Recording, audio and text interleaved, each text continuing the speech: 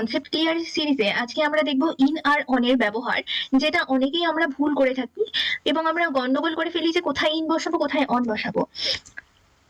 তো bus, train, flight, ship, auto, taxi, bike আর বাইসাইকেলে আমরা কোথায় ইন বসাবো কোথায় অন বসাবো, এই জিনিসটা নিয়ে আমরা অনেকেই গন্ডগোল করে ফেলি।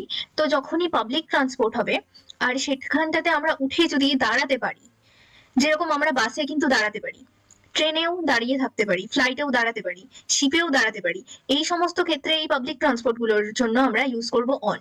অলওয়েজ কি ইউজ করব? অন। তাহলে এই চারটা ক্ষেত্রে ইউজ হয়ে যাচ্ছে অন। বাসের জন্য অন, ট্রেনের জন্য অন, শিপের জন্য অন। কেন? তার কারণ এই পাবলিক ট্রান্সপোর্ট গুলোতে আমরা উঠে কি করতে পারি? দাঁড়াতে পারি। কিন্তু অটো বা ট্যাক্সিতে আমরা উঠতে পারি, উঠে কিন্তু আমাদের বসতে হয়, দাঁড়াতে পারি না। এই জিনিসগুলোর ক্ষেত্রে আমরা ইউজ করব ইন। কি ইউজ করব? ইন। আর বাকি থাকলো বাইক আর বাইসাইকেল, এই জিনিসগুলো কি হবে যে উঠতে পারবো, বসতে পারবো, কিন্তু এটা চারিদিকে কভার থাকবে না। যেরকম অটো আর ট্যাক্সির ক্ষেত্রে কি হচ্ছে, হ্যাঁ বসছি, ওখানটাতে কিন্তু ওটা কভার আছে, কভার থাকলে ইন হবে। কিন্তু যখন বাইক আর বাইসাইকেলের ক্ষেত্রে তখন কিন্তু কভার থাকছে না, চারিদিকটা খোলা থাকছে, কিন্তু আমাদের বসে থাকতে হচ্ছে, দাঁড়াতে হচ্ছে না, তখনও আমরা ইউজ করব অন। তাহলে ক্লিয়ার হলো?